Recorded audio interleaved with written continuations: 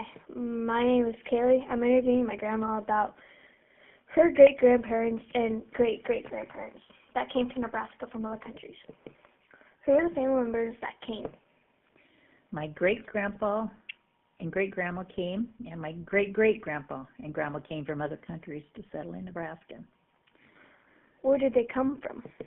My great-great-grandpa and grandma come from Poland, and my grandpa and grandma came from Czechoslovakia. When they were all young, they came over to start a new life over here in the United States. Okay. How long ago did they come to Nebraska? Oh, my great-grandpa and grandma looked established. It was probably about 150 years ago, and my great-grandpa and grandma was probably 125 years ago. So it's been a long time ago. Okay. What did they do?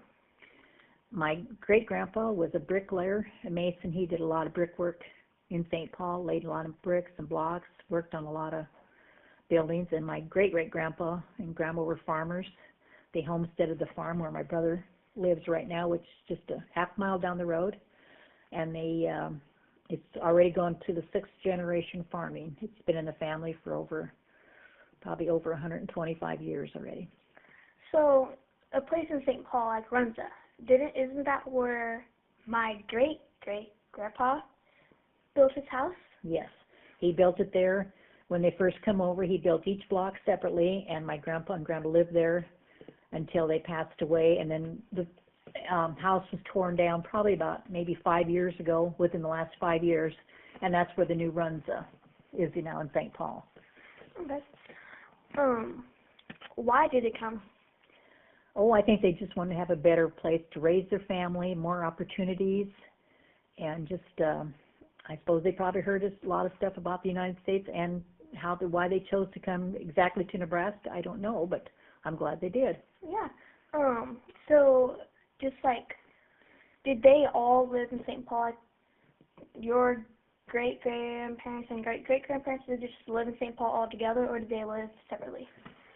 No, my grandpa and grandma lived in St. Paul, and my great-grandpa and grandma lived out here on the farm. But they both lived in Howard County, but they lived in the same place all the life that I ever knew them. They always lived in that same place. They never moved.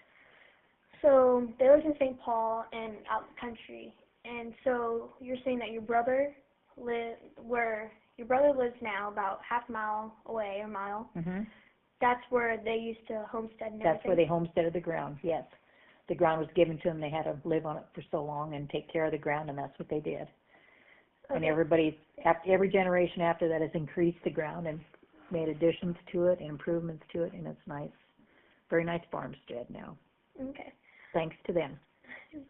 Would you think they would have came in covered wagons, or what would you think they came in?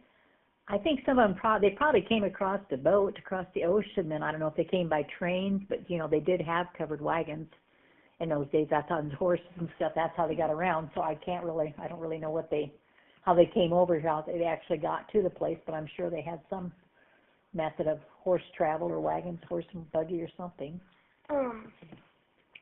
So where do, saying they went across the ocean, where was Czechoslovakia really located by?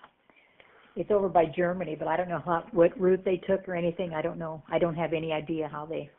I've never heard how they actually got over here to the United States. Went from the United States and then went from Germany to the United States. Czechoslovakia and Poland to the United States, yes, but I don't know which route they took or how but I'm sure they'd have to take a boat because there was no airplanes back then. So. Okay, well, thank you about that. You're welcome. No,